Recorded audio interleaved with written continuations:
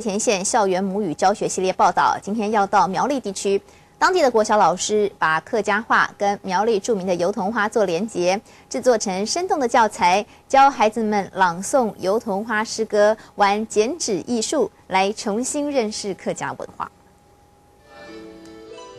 苗栗的油桐花有多美？孩子们唱给你听。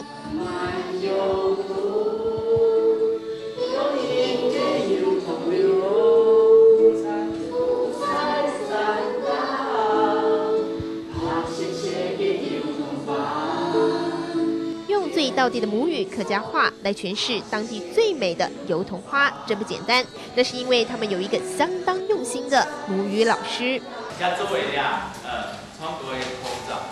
为了让带动唱更有 feel， 身上穿着油桐花，项链也带油桐花。他就是孩子们最爱的老师徐焕生。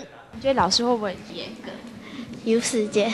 考教育概括以後，我就4年來擔任安樣嘅工作。我知道越教越有興趣，嗰時候就一路安樣做種好種做，都要讀好，我也自個成長當中。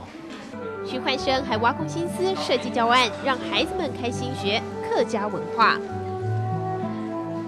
佢對嗰個師傅化，也係不存是人嘅研究啊，所以佢平常。 理念處事呢，就是說一客氣一強氣。徐焕生是全校師生的驕傲，未來他要用自己的青春和耐心，把客家文化的美傳承下去。連連同胞客家情。影視新聞楊志偉、陳維瑜苗栗報道。